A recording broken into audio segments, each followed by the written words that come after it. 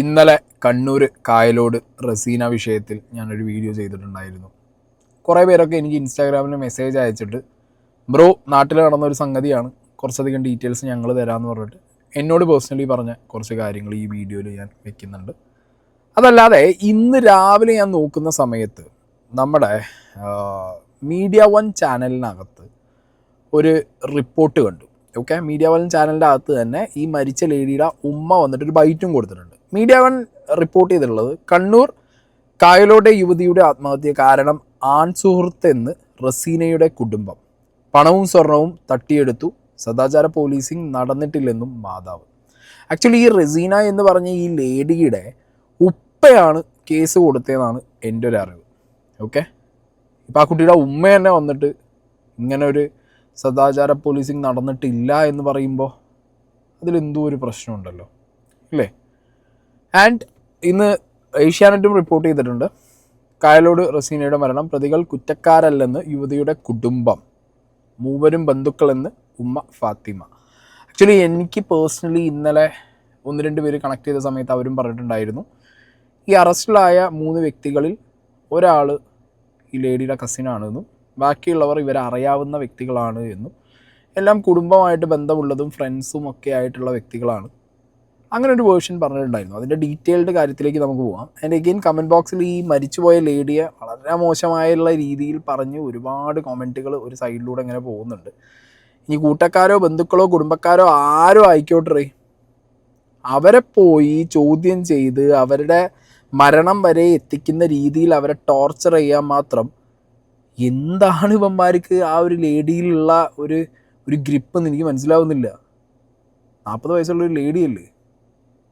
അപ്പോൾ അവർ മരിക്കുന്നതിന് മുമ്പ് അവരുടെ മരണകാരണം, ആ കാരണത്തിൽ അവരെ മരണത്തിലേക്ക് നയിക്കാനിടയായ വ്യക്തികളുടെ പേര് എല്ലാം എഴുതി വെച്ച ആ ലേഡിയുടെ ശരീരത്തിൽ നിന്നാണ് പോലീസുകാർ ലാസ്റ്റ് ഈ ലെറ്റർ കണ്ടുപിടിക്കുന്നത്. അവിടെയാണ് ആ ലേഡി അത് ഒരിക്കലും ഇപ്പോൾ ഒരാൾ തൻ്റെ മരണകാരണം എന്ത് എന്ന് പറഞ്ഞിട്ട് ഒരു ആത്മഹത്യാക്കുറിപ്പ് എഴുതി വയ്ക്കുമ്പോൾ റൂമിലോ ബെഡിനോ എവിടെയെങ്കിലും ആളുകൾ കാണുന്ന സ്ഥലത്താണല്ലോ വെച്ചിട്ട് പോവുക. കാരണം എൻ്റെ മരണകാരണം 10 ആൾ അറിയണം എന്നുണ്ടെങ്കിൽ അത് എവിടെയെങ്കിലും വെച്ചിട്ട് പോവും. ഈ ലേഡി അത് എവിടെയും വെച്ചില്ല, സ്വന്തം ശരീരത്തിലാണ് വെച്ചത്. ദാറ്റ് ഷോസ് വീട്ടുകാരുടെ കയ്യിൽ ഈ പറഞ്ഞ ആത്മഹത്യാക്കുറിപ്പ് കിട്ടിയിട്ടുണ്ട് എന്നുണ്ടെങ്കിൽ അവരെന്ത് ചെയ്യും? അതെടുത്ത് മാറ്റും. അതുകൊണ്ടാണ് ആ ലേഡി അവരുടെ ശരീരത്തിൽ എന്ത് വെച്ചത്, ആ ആത്മഹത്യാക്കുറിപ്പ് വെച്ചത്. പോലീസുകാർ കൃത്യമായിട്ട് ഇത് പറയുന്നുണ്ട്. അപ്പോൾ ഇനി നമുക്ക് നോക്കേണ്ടത് ഈ ലേഡിയുടെ ഉമ്മ ഇന്ന് കൊടുത്ത ബൈറ്റ് നമുക്കൊന്ന് നോക്കാം. ഈ ചെക്കനുമായിട്ട് കൂട്ടിയിട്ട് എൻ്റെ തിരി നമ്മളൊന്നും കണ്ടുകൂടാ കുറച്ച് നാളായി. ഇപ്പോൾ നമ്മളതൊന്നും നമ്മൾ അറിയുന്നില്ലല്ലോ ഇവനുള്ളത്. ഇവൻ അവിടെ വരുന്നുണ്ട് എല്ലൊക്കെ ഇപ്പം 2 ദിവസം കൊണ്ട് നമ്മൾ അറിഞ്ഞ സംഭവം ഒക്കെ. നമ്മളെ മോക്ക് നീതി കിട്ടണം. ഇഷ്ടംപോലെ സ്വർണ്ണമൊക്കെ ഉണ്ടായി, 30-40 പവനും കൊടുത്ത് കെട്ടിച്ചതാണ്. ഇപ്പം സ്വർണ്ണമില്ല, കുറേ പൈസ കുറേ കടം വന്നിട്ടുണ്ട്. നമുക്ക് ട്യൂഷൻ ചെയ്തുകൊണ്ടിരിക്കുകയായിരുന്നു എന്ന് തോന്നുന്നു, അല്ലാണ്ട് ഇങ്ങനെ കടം വരില്ല ഒരിക്കലും. ഓരോരുത്തർ പൈസക്ക് വിളിക്കുമ്പോൾ നമ്മൾ അറിയുന്നത് മരണപ്പെട്ടെന്ന് അറിഞ്ഞപ്പോൾ ഇങ്ങനെ ഇത്ര മേടിച്ചിട്ടുണ്ട്, നമ്മൾ ഇത്ര മേടിച്ചെന്ന് പറഞ്ഞ് ഇങ്ങനെ വിളിച്ചുകൊണ്ടിരിക്കുന്നത്. മരിക്കാമെന്ന് ചിന്തയിലേക്ക് എത്തിക്കാനുള്ള കാരണമുണ്ടോ? അങ്ങനെ പണവും പിന്നെ അങ്ങനെയുള്ള മാനസിക വിഷമമാണോ? അങ്ങനെയുള്ള വിഷമത്തിലാണ് തോന്നുന്നു ചെയ്തത്. 1-2 പ്രാവശ്യമായി പോലും കുറേ ആൾക്കാർ ഇവിടെ കാർ കയറി പോകുന്നതാണെന്ന്. പിന്നെ അന്ന് അങ്ങനെ പാവം കുട്ടികളെന്നിപ്പം അറസ്റ്റ് ചെയ്തിരിക്കുന്ന കുട്ടികൾ വളരെ ചേച്ചിയുടെ മക്കളാണ്. അപ്പം അവരെ നല്ലതിന് വേണ്ടി ചെയ്തത്. അപ്പം ഇവർ കുടുക്കിയിരിക്കുക, പാർട്ടിക്കാർ കുടുക്കുക. എന്നെ എന്താ ഇവൾ കാണുന്നതെന്ന് ചോദിച്ചുകൊണ്ടാണ് ഇവിടെ വണ്ടിയിൽ നിന്ന് ഇറക്കിയത്. ഇവിടെ ഇറക്കിയിട്ട് സ്കൂട്ടറിലിങ്ങ് വീട്ടിൽ കൊണ്ടായി കൊടുത്ത് എന്താ ചെയ്തത്. പാപം മക്കളെയാണ് ഇപ്പോൾ പോലീസ് അറസ്റ്റ് ചെയ്തിട്ടുള്ളത്. ചേച്ചീൻ്റെ മക്കളാന്നൊക്കെ പറയുന്നുണ്ട്. സോ ഇവരുടെ കുടുംബക്കാരാണ്, ക്ലോസ് റിലേഷനാണ്. അപ്പോൾ ഇവിടുത്തെ ഒരു മൈൻഡ് എന്ന് പറഞ്ഞു കഴിഞ്ഞാൽ മരിച്ചുപോയി, ആ ലേഡി മരിച്ചുപോയി. ഇനി കുടുംബത്തിലെ ബാക്കിയുള്ളവരും കൂടിയും ആ ഒരു വിഷയത്തിൽ അകത്ത് കടന്ന് ഇനി എന്താവണം അല്ലെങ്കിൽ എങ്ങനെയാവണം എന്നുള്ളൊരു പ്രഷർ അത് സൊസൈറ്റിയിൽ നിന്നും കുടുംബത്തിൽ നിന്നും ഈ പറഞ്ഞ പള്ളിക്കാരിൽ നിന്നും പാർട്ടിക്കാരിൽ നിന്നും ഒക്കെ ആ ഉമ്മാക്ക് കിട്ടിയിരിക്കണം. അല്ലെങ്കിൽ ഈ വീട്ടുകാരെല്ലാവരും കൂടി അറിഞ്ഞ് ഏൽപ്പിച്ച ഒരു തരം കൊട്ടേഷനും ആവാൻ സാധ്യതയുണ്ട്. ഈ ലേഡിയെ നിങ്ങളൊന്ന് നിരീക്ഷിക്കണം. അതാരാന്നുള്ളതൊക്കെ പോലീസുകാർ കൃത്യമായിട്ട് അന്വേഷിക്കണം. ആൻഡ് അത് പറയുമ്പോൾ തന്നെ ഈ ഉമ്മ പറയുന്ന ആരോപണങ്ങളും കൃത്യമായിട്ട് അന്വേഷിക്കണം. ഈ കാറിൽ ഒപ്പമുണ്ടായിരുന്ന ആ ആൺ സുഹൃത്തിൻ്റെ കൂടെ എത്ര കാലമായിട്ട് അവർക്ക് റിലേഷൻ ഉണ്ട്, അങ്ങനെയാണുള്ളവർ ആരോപിക്കുന്നത്.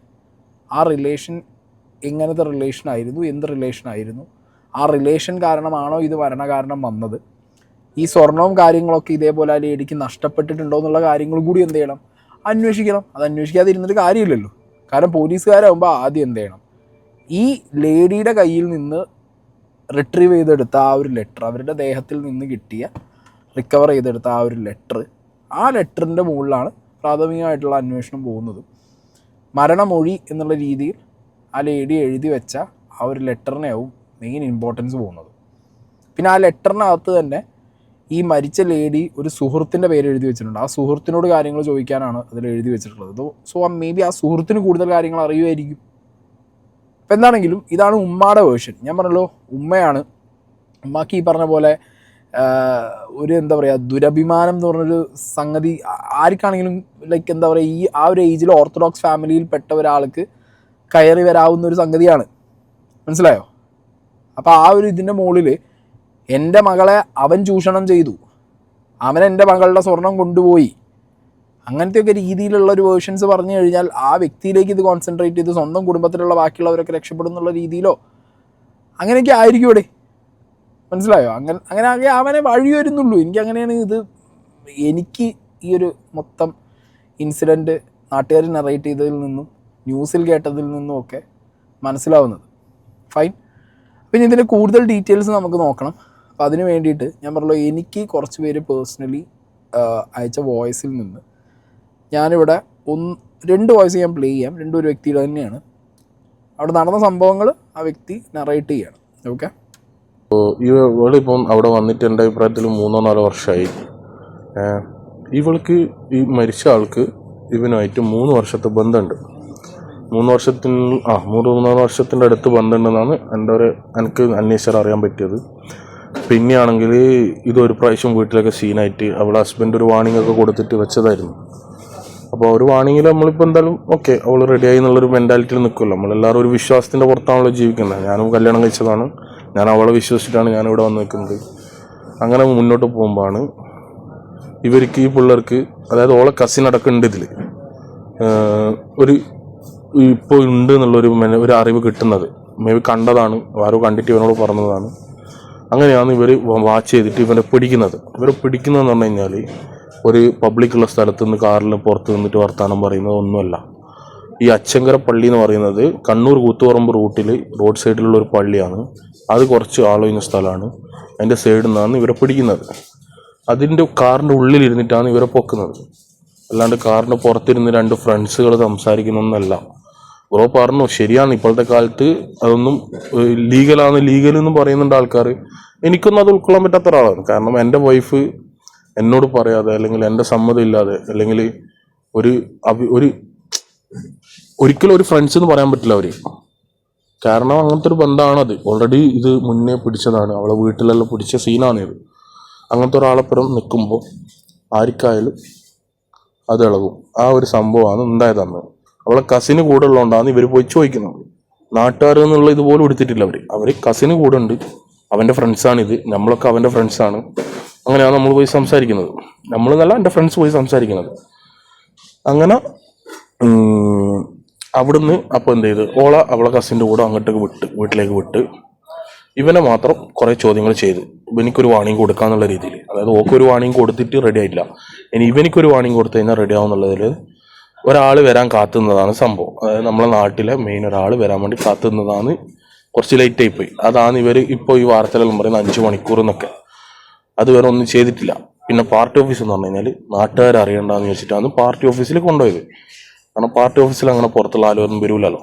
നാട്ടുകാർ നമുക്ക് ആക്സെപ്റ്റ്, നാട്ടുകാർക്ക് അങ്ങനെ അതിൻ്റെ ഉള്ളിൽ കയറാനുള്ള ഒരു ഇതില്ലല്ലോ. നമുക്ക് വേണ്ടപ്പെട്ട ആൾക്കാർ മാത്രം വരുന്നതുകൊണ്ടാണ് അവർ പാർട്ടി ഓഫീസിൽ കൊണ്ടുപോയത്. അത് SDPൻ്റെ പാർട്ടി ഓഫീസ് എന്തെന്ന് പറഞ്ഞു കഴിഞ്ഞാൽ, പാർട്ടി ഓഫീസ് എന്ന് പറഞ്ഞു കഴിഞ്ഞാൽ അവിടെ ലീഗിൻ്റെ പാർട്ടി ഓഫീസ് എന്ന് പറഞ്ഞു കഴിഞ്ഞാൽ എല്ലാവരും കയറുന്ന പാർട്ടി ഓഫീസ്. SDPൻ്റെ പാർട്ടി ഓഫീസ് അങ്ങനെ ആരും കയറാത്ത പാർട്ടി ഓഫീസാണ്. അതുകൊണ്ടാണ് SDPൻ്റെ പാർട്ടി ഓഫീസ് കൊണ്ടുപോയത്. പിന്നെ ഇത് നടക്കുമ്പോൾ അതിൽ SDPക്കാരുണ്ട്, ലീഗിൻ്റെ നേതാക്കളുണ്ട്, എല്ലാവരും ഉണ്ട്. CPM ഇല്ല, കാരണം അവിടെ CPMന് വേരില്ലാത്ത നാടാണ്, BJPക്കും വേരില്ലാത്ത നാടാണ്, മുസ്ലിംസ് കൂടുതലുള്ളതാണ്. CPMമാരും ഉണ്ട് കേട്ടോ, ഫാമിലീസൊക്കെ ഉണ്ട് CPM. പക്ഷെ ഈ യൂത്തിൽ SDPയും ലീഗാണ്, കോൺഗ്രസ് ആണുള്ളൂ അവിടെ. ഓക്കെ, അപ്പോൾ ഈ വ്യക്തി പറഞ്ഞ കാര്യങ്ങൾ നിങ്ങൾ ക്ലിയർ ആയിട്ട് കേട്ടല്ലോ. ഇതാണ് നാട്ടിൽ എന്ത് സംഭവിച്ചു, ഈ വിഷയത്തിൽ എന്താണ് ഉണ്ടായെന്നുള്ളതിൻ്റെ ഒരു നാട്ടുകാരൻ്റെ വേർഷൻ. ഈ നാട്ടുകാരൻ എബ്രോഡാണ്, പക്ഷെ നാട്ടിൽ നടന്ന കാര്യങ്ങൾ അയാൾക്ക് അറിയുന്നത് അയാൾ എനിക്ക് കൺവേ ചെയ്ത് തന്നതാണ്. അപ്പോൾ ഓക്കെ, ഈ പറഞ്ഞ കാര്യങ്ങളാണ് നാട്ടിൽ ഏകദേശം ഏറെക്കുറെ ആളുകളെല്ലാവരും പറയുന്നതെന്നുണ്ടെങ്കിൽ, മെജോറിറ്റി ആളുകളും പറയുന്നതെന്നുണ്ടെങ്കിൽ, അവിടെയും എനിക്ക് തോന്നുന്ന കുറേ സംശയങ്ങളുണ്ട്. ഇപ്പോൾ ഒരു കാറിനകത്ത് ഒരു സ്ത്രീയും പുരുഷനും ഇരിക്കുന്നു.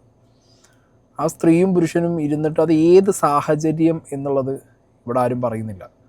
ദാറ്റ് ഷോസ് ഓൾറെഡി ഈ വ്യക്തി പറഞ്ഞ പോലെ കുറച്ച് കൊല്ലം റിലേഷനിൽ ഉണ്ടായിരുന്ന, അല്ലെങ്കിൽ ഇവർക്ക് സംശയമുണ്ടായിരുന്ന, ഈ സ്ത്രീക്ക് റിലേഷൻ ഉണ്ട് എന്ന്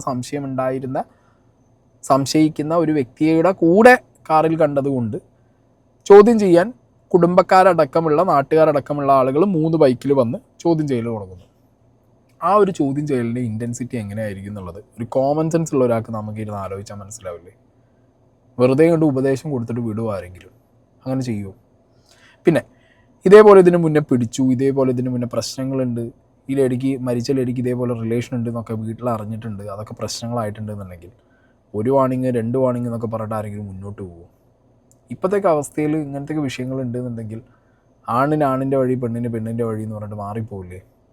തുമ്മീനും തെറിച്ചേനും അടക്കം മൊഴി ചൊല്ലി പോകുന്നൊരു കാലമാണത് അല്ലേ? തലാക്ക് എന്ന് പറഞ്ഞിട്ടൊക്കെ ചൊല്ലി എന്നൊക്കെ പറഞ്ഞ് കുറേ ന്യൂസുകൾ നമ്മൾ കേൾക്കാറുണ്ട്. എത്രയോ പേര് ഡിവോഴ്സ് ചെയ്തിട്ട് ചെറിയ റീസൺസിന് ഡിവോഴ്സ് ചെയ്ത് പോകാറുണ്ട്. അത് ഇത്രയും ഒരു സീരിയസ് കാര്യം അവരുടെ ലൈഫിൽ ഒരാളെ ചീറ്റ് ചെയ്യുന്നു എന്നുള്ളൊരു തോന്നൽ തോന്നുന്നു, അല്ലെങ്കിൽ അത് പിടിക്കുന്നു, അതിൽ പ്രശ്നങ്ങൾ എസ്കലേറ്റ് ആവുന്നു. അങ്ങനത്തെയൊക്കെ സാഹചര്യങ്ങൾ എന്താ ചെയ്യുക? മാറി പോവും. ഇത് ഞാൻ പറഞ്ഞല്ലോ, മേ ബി ഇവർ പറഞ്ഞ വേർഷൻ, ഇവരുടെ നാട്ടിലുള്ള ഈ ഒരു വേർഷൻ പലരും പറയുന്നുണ്ട്, ആ വേർഷൻ അങ്ങനെ തന്നെ ആയിക്കോട്ടെ. എന്നാലും ആളുകൾ ആരാ? എന്തിനാണ് ഈ കൂട്ടക്കാരും കുടുംബക്കാരും ഇത് ചോദ്യം ചെയ്യാനും ഇത് പറയാനും നിൽക്കണേ? ഇതിൽ ഇടപെടേണ്ട ആളുകൾ ആരൊക്കെയാ? ഈ ലേഡിയുടെ കുടുംബക്കാർ എന്ന് പറയുമ്പോൾ ഉപ്പ, ഉമ്മ, ഹസ്ബൻഡ്, അല്ലെങ്കിൽ brother, own brother or sister, ഇത്രയുള്ളൊരു രക്തബന്ധവും കല്യാണം കഴിച്ച വ്യക്തിയും. അതിനപ്പുറം ബാക്കിയുള്ളവർ കൊട്ടേഷൻ ഏറ്റെടുത്ത് നടക്കുകയാണോ? ഞാൻ പറഞ്ഞല്ലോ, ഒരു സാഹചര്യം എന്ന് പറയുമ്പോൾ ഇന്നലെ പറഞ്ഞ പോലെ ഒരു ക്രിട്ടിക്കൽ സിറ്റുവേഷൻ ആവണം. അല്ലാത്ത രീതിയിൽ നിങ്ങൾ കയറി ഇടപെട്ട് അവിടെ ഒരു മോറൽ പോലീസിങ് നടത്തേണ്ട ഒരു ആവശ്യം എന്താണ് ഇതിനകത്ത്? അപ്പോൾ ഇങ്ങനത്തെയൊക്കെ സദാചാര ടീമുകൾ അത് ആര് ചെയ്താലും അതൊന്നും ആക്സെപ്റ്റ് ചെയ്യാൻ പറ്റില്ല. അതിപ്പോൾ ഇത് അങ്ങനെയാണ്, മറ്റത് ഇങ്ങനെയാണെന്നൊന്നും പറഞ്ഞിട്ട് കാര്യമില്ല. പിന്നെ party involvement, party involvement definitely already ഒരു സ്ഥലത്ത് കുറച്ച് പാർട്ടിക്കാർ തമ്മിൽ പ്രശ്നങ്ങളുണ്ടെങ്കിൽ ഇതേപോലെ വിഷയങ്ങൾ വരുമ്പോൾ പാർട്ടി ഇൻവോൾവ്മെൻറ്റ് എന്താണെങ്കിലും എസ്കലേറ്റ് ആവും. അതാവാതിരിക്കൊന്നുമില്ല. അത് എസ്കലേഷൻ വരും. അത് മുതലെടുക്കാൻ ആളുകളുണ്ടാവും, അതിൽ സംസാരിക്കാൻ ആളുകളുണ്ടാവും, അതിൽ രാഷ്ട്രീയം കാണാനും കളിക്കാനും ആളുകൾ കാണും. അപ്പം ഇങ്ങനത്തെ സിറ്റുവേഷനിലേക്ക് കാര്യങ്ങൾ എത്താതിരിക്കുക എന്നല്ല ചെയ്യേണ്ടത്. പിന്നെ ഇതൊന്നും ഒരു ന്യായമായിട്ട് നിങ്ങൾക്ക് പറയാൻ പറ്റില്ല. നാട്ടുകാർക്കാണെന്നുണ്ടെങ്കിലും അവരുടെ വീട്ടുകാർക്കാണെന്നുണ്ടെങ്കിലും ഇതെങ്ങനെ പറയാൻ പറ്റും? ഒരിക്കലും ഇതൊരു ന്യായമായിട്ട് പറയാൻ പറ്റില്ല. കാരണം ആ ലേഡി സ്വയം എഴുതി വെച്ചിട്ടാണ് അവരവരുടെ ജീവിതം അവസാനിപ്പിച്ചത്.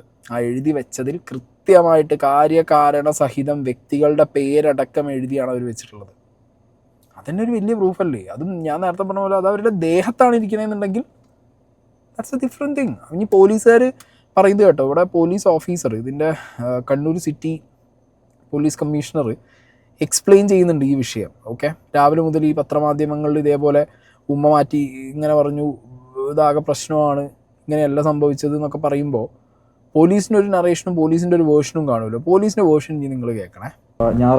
കഴിഞ്ഞ ഞായറാഴ്ച വൈകിട്ട് പിണറായി പോലീസ് സ്റ്റേഷൻ പരിധിയിൽ കായലോട് വെച്ച് ഈ കേസിൽ മരണപ്പെട്ടിരിക്കുന്ന സ്ത്രീയും അവരുടെ ഒരു സുഹൃത്തും സംസാരിച്ചു കൊണ്ടിരിക്കുന്ന സമയത്തേക്ക് അവിടേക്ക് 3 ബൈക്കുകളിലായിട്ട് ആൾക്കാർ വരികയും ഇവരോട് വളരെ മോശമായ രീതിയിൽ സംസാരിക്കുകയും ഭീഷണിപ്പെടുത്തുകയും ഇവരുടെ കൈവശമുണ്ടായിരുന്ന മൊബൈൽ ഫോണുകളൊക്കെയും പിടിച്ചെടുക്കുന്ന ഒരു സാഹചര്യം ഉണ്ടായിരുന്നു.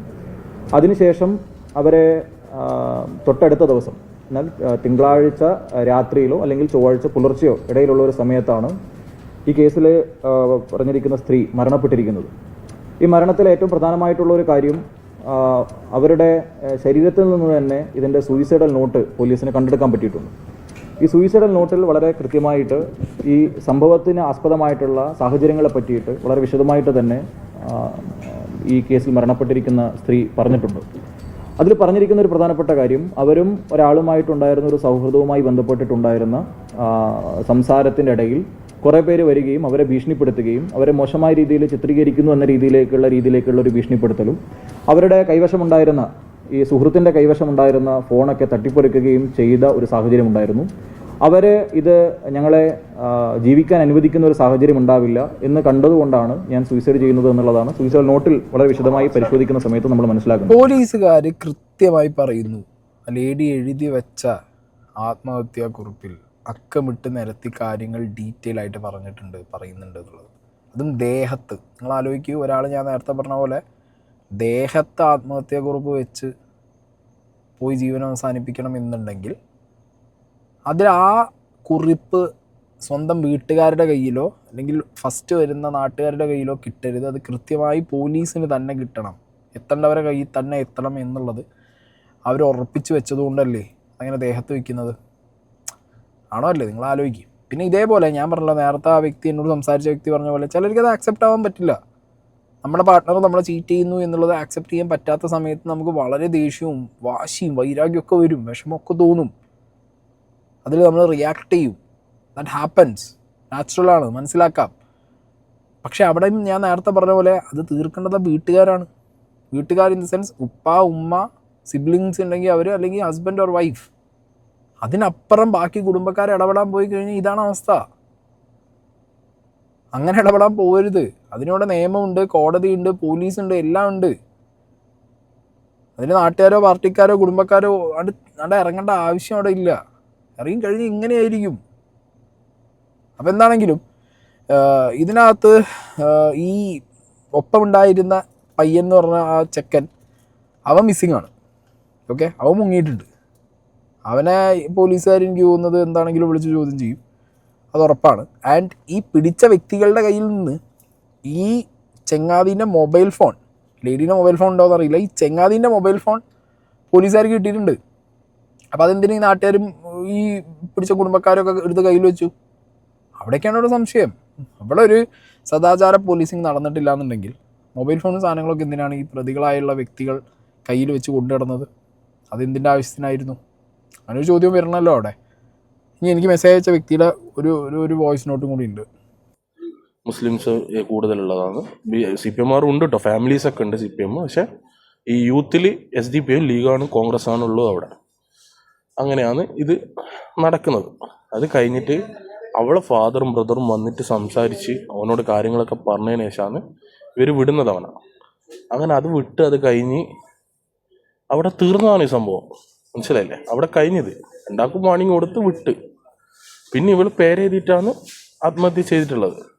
അത് ആരുടെ ഐഡിയ ആണെന്ന് ഒരു ഐഡിയ ഇല്ല സംഭവം സത്യം പറഞ്ഞു കഴിഞ്ഞാൽ. ഇതിനു മുന്നേ അവിടെ കുറേ ആത്മഹത്യകൾ നടന്നിട്ടുണ്ട് നമ്മുടെ നാട്ടിനെ ചുറ്റിപ്പറ്റിയിട്ട് തന്നെ. അതും ഇതേപോലെ അവിഹിതം പിടിക്കാണ്ടും പല പ്രശ്നങ്ങൾക്കും ഒക്കെ നടന്നിട്ടുണ്ട്. സദാചാര പ്രശ്നങ്ങളും അവിടെ ഇതിനു മുന്നേ നടന്നിട്ടുണ്ട്. അതായത് ഇതിനു മുന്നേ അവിടെ ഇതേപോലെ നമ്മൾ ഗ്രാമമായുണ്ട്, കുറേ ആൾക്കാരുണ്ട്, കുറേ കോഴികളുണ്ട് നമ്മുടെ നാട്ടിൽ, പിടിച്ച് വരുന്ന കുറേ എണ്ണം ഉണ്ട്. അതുപോലെ കളിക്കുന്ന പെമ്പിള്ളേരുണ്ട് അവിടെ. ഒരു നാട്ടിൽ ഇതൊക്കെ ഭയങ്കര റെഗുലറാണ്. ഇതൊക്കെ സ്ഥിരമായിട്ട് നടക്കുന്ന കാര്യങ്ങളാണ്. ഇതൊക്കെ ഒത്തുതീർപ്പാക്കാൻ നേരത്തെ പറഞ്ഞ വോയിസിൽ കേട്ട പോലെ ഒരു പ്രധാനപ്പെട്ട വ്യക്തിയുണ്ട്, പാർട്ടി ഓഫീസുകളുണ്ട്, കൂട്ടക്കാരും കുടുംബക്കാരും നാട്ടുകാരൊക്കെ തീർക്കുന്നൊരു പരിപാടിയിലേക്കാണ് അവിടെ നാട്ടിൽ ഈ വ്യക്തി തന്നെ പറയുന്നു. ഇങ്ങനത്തെ സംഭവം നടക്കാറുണ്ട്. ആത്മഹത്യകൾ നടന്നിട്ടുണ്ട് ഇതിനു മുമ്പ്. സദാചാര പരിപാടികളൊക്കെ അവിടെ ഭയങ്കര യൂഷ്വലാണ്, കാഷ്വലായിട്ട് നടക്കുന്ന കാര്യങ്ങളാണെന്നൊക്കെ പറയുമ്പോൾ ഇത് ഏത് നാട്ടിൽ ഏത് നൂറ്റാണ്ടിൽ ജീവിക്കണം എന്നുള്ളതാണ് ഞാൻ ആലോചിച്ച് നോക്കുന്നത്. സീരിയസ്ലി മാൻ. പിന്നെ ഈ പറഞ്ഞ കാര്യത്തിൽ ഇപ്പോൾ ഉപ്പിയും ബ്രദറും കൂടി വന്നിട്ടാണ് ഈ പെൺകുട്ടിയെ ഈ പിടിച്ചു വെച്ച സെറ്റപ്പിൽ നിന്ന് കൊണ്ടുപോയതെന്നുണ്ടെങ്കിൽ വീട്ടിൽ ചെന്നതിന് ശേഷം അവിടെ എന്തെങ്കിലും വിഷയങ്ങൾ അവരുടെ വീട്ടിലുണ്ടായിട്ടുണ്ടോ എന്നുള്ളത് കൃത്യമായിട്ടൊന്ന് അന്വേഷിക്കണം. അതുപോലെ തന്നെ ഈ ലേഡിയിൽ നിന്ന് കിട്ടിയ ആത്മഹത്യാക്കുറിപ്പ് ആ ലേഡി തന്നെ എഴുതിയതാണോ എന്നുള്ളതും അന്വേഷിക്കണം. അങ്ങനെയും ഒരു നോട്ടം വേണമല്ലോ പോലീസിൻ്റെ ഭാഗത്തുനിന്ന്. പോലീസാണ് അവർ അന്വേഷിക്കാതിരിക്കുന്നില്ല. എന്താണെങ്കിലും കാരണം ഈ 3 പേരുടെ പേര് മാത്രം, കാരണം അവിടെ ഒരുപാട് പേരുണ്ടായിരുന്നു അത്ര. അന്നേ ദിവസം ഈ ലേഡിയെയും ഒപ്പമുള്ള ആളെയും പിടിച്ച് ഈ ആൾക്കൂട്ട വിചാരണ നടത്തുന്ന സമയത്ത് അവിടെ ഒരുപാട് പേരുണ്ട്. ആ ഒരുപാട് പേരിൽ എന്തുകൊണ്ട് ഈ 3 പേരുടെ പേര് മാത്രം എന്നുള്ളൊരു ചോദ്യം ഉണ്ടല്ലോ. അപ്പോൾ ആ 3 പേര് അത്രത്തോളം ഇവരെ ഹേർട്ട് ചെയ്തിട്ടുണ്ടോ, അത്രത്തോളം ഇവരെ ഉപദ്രവിച്ചോ, വാക്കുകൊണ്ടോ നോട്ടം കൊണ്ടോ പ്രവൃത്തി കൊണ്ടോ ഉപദ്രവിച്ചോ എന്നുള്ളത് അതൊരു മെയിൻ പോയിൻ്റാണ്. പിന്നെ ഇവരിൽ നിന്ന് പിടിച്ചു വെച്ച ഈ മൊബൈൽ എന്തിനു ഇവർ കയ്യിൽ വെച്ചു എന്നുള്ളൊരു ചോദ്യം കൂടിയുണ്ട്. ഈ കേസിൻ്റെ തുടർന്നുള്ള അന്വേഷണത്തിൽ അന്നേ ദിവസം അവിടേക്ക് വന്നിരുന്ന ആൾക്കാരെ പോലീസ് വിശദമായി ചോദ്യം ചെയ്തു. അവരുടെ കൈവശത്ത് നിന്നും പോലീസ് ഇതിന് ഉപോത്ബലകമായിട്ടുള്ള ഡിവൈസസ് ഒക്കെയും റിക്കവർ ചെയ്തിട്ടുണ്ട്. കേസിൻ്റെ അന്വേഷണത്തിൽ ആ സമയത്ത് അവിടേക്ക് വന്നിരിക്കുന്ന ആൾക്കാരിലേക്ക് കൂടുതലായിട്ടുള്ള ആൾക്കാരുടെ റോള് നമുക്ക് വെരിഫൈ ചെയ്യേണ്ടതുണ്ട്. പക്ഷേ അന്നേ ദിവസം ഈ 3 പേര് കൂടാതെയുള്ള ആൾക്കാരും അവരുടെ കൂടെ ഉണ്ടായിരുന്നു എന്നുള്ളതാണ് പോലീസ് മനസ്സിലാക്കുന്നത്. അതിൽ കൂടുതലായിട്ട് വസ്തുതകൾ മനസ്സിലാക്കുന്നതിന് വേണ്ടിയിട്ട് ഇതിൽ ഈ മരണപ്പെട്ട സ്ത്രീയുടെ സുഹൃത്തായിട്ടുള്ള ഒരു റഹീസുണ്ട്. റഹീസിനെ കൂടുതലായിട്ട് പോലീസിന് ചോദ്യം ചെയ്യേണ്ടതുണ്ട്. അവർ സംസാരിച്ചുകൊണ്ടിരിക്കുന്ന സമയത്ത് ഇതിൽ അറസ്റ്റ് ചെയ്തിരിക്കുന്ന പ്രതികളിൽ ഒരാൾ ഇതിൽ സ്ത്രീയുടെ ബന്ധു കൂടിയാണ്. അവരും പിന്നീട് ബാക്കിയുള്ള അയാളുടെ സുഹൃത്തുക്കളും ഒക്കെ ചേർന്നിട്ടാണ് അവരെ ഭീഷണിപ്പെടുത്തിയിട്ടുള്ളത്.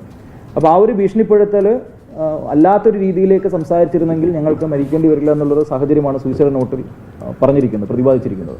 അപ്പോൾ ആ ഒരു സാഹചര്യത്തിൽ ഇവരെല്ലാവരും ഭീഷണിപ്പെടുത്തുകയും അടിക്കുകയും ചെയ്ത ഒരു സാഹചര്യത്തെ പറ്റിയിട്ടാണ് സൂയിസൈഡൽ നോട്ടിൽ ഞങ്ങൾക്ക് മനസ്സിലായിട്ടുള്ളത്. അതിനെപ്പറ്റി കൂടുതലായിട്ട് അന്വേഷണം നടത്തേണ്ടത്.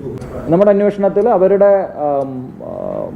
സൂയിസൈഡ് നോട്ട് പ്രകാരവും ഈ അവിടെ നടന്നിരിക്കുന്ന സംഭവങ്ങളെ പറ്റിയിട്ടുള്ള പിന്നീടുള്ള അന്വേഷണത്തിൽ നമ്മൾക്ക് മനസ്സിലാവുന്നത് ഇത് അവർ സംസാരിച്ചുകൊണ്ടിരിക്കുന്ന സമയത്തേക്ക് അതിൻ്റെ ഇടയിലേക്ക് ഇൻ്റർവ്യൂ ചെയ്ത് വന്നിട്ട് ഉണ്ടാക്കിയ പ്രശ്നങ്ങളായിട്ടാണ് നമ്മൾ കാണുന്നത്. അതായത് ഈ ലേഡി എഴുതി വെച്ച സാധനം ഭയങ്കര സോളിഡാണ്, മനസ്സിലായി. അതിനകത്ത് ഇതിലിപ്പോൾ പേര് പരാമർശിച്ച പോലെ ഒരു സുഹൃത്തിൻ്റെ പേരുണ്ട്. അത് ഈ ആത്മഹത്യാ കുറിപ്പിൽ കൃത്യമായി ഈ ലേഡി എഴുതി വെച്ചിട്ടുണ്ട്. ആ സുഹൃത്തിനോട് കാര്യങ്ങൾ ചോദിക്കാനുള്ളതാണ് ആ വ്യക്തി അവിടെ എഴുതി വെച്ച് പോയിട്ടുള്ളത്.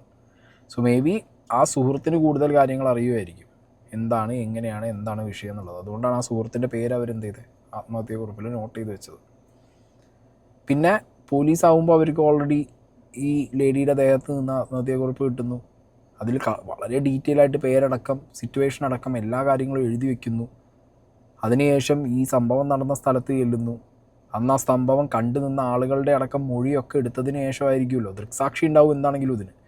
അവരുടെ മൊഴിയൊക്കെ എടുത്തതിന് ശേഷവും ആത്മഹത്യാക്കുറിപ്പിൻ്റെ മുകളിൽ എഴുതി വെച്ച പേരടക്കമുള്ള എല്ലാ കാര്യങ്ങളും വെച്ചിട്ടായിരിക്കും ഈ 3 പേര് എന്ത് ചെയ്തിട്ടുള്ളത്, ഇന്ന് പിടിച്ചാകത്തിട്ടുള്ളത്. ഇനിയും ചിലപ്പോൾ നമ്പർ കൂടാം ആളുകളത്. അപ്പം എന്താ പറയുക, പോലീസ് വെറുതെയാണ് ചാടി കയറിയിട്ട് ഇതിലൊരു രാഷ്ട്രീയ എലമെൻറ്റ് കൊണ്ടുവന്നാലും നാളെ പൊട്ടിപ്പോണൊരു കേസാണെങ്കിൽ പോലീസുകാർ വെട്ടില്ലേ? രാഷ്ട്രീയക്കാർക്ക് വേണ്ടി പോലീസുകാർ പെടാൻ നിൽക്കൂ? റെയറാണ്, പാടാണ്. പ്രൂഫില്ലാതെ അവർ ചെയ്യില്ല.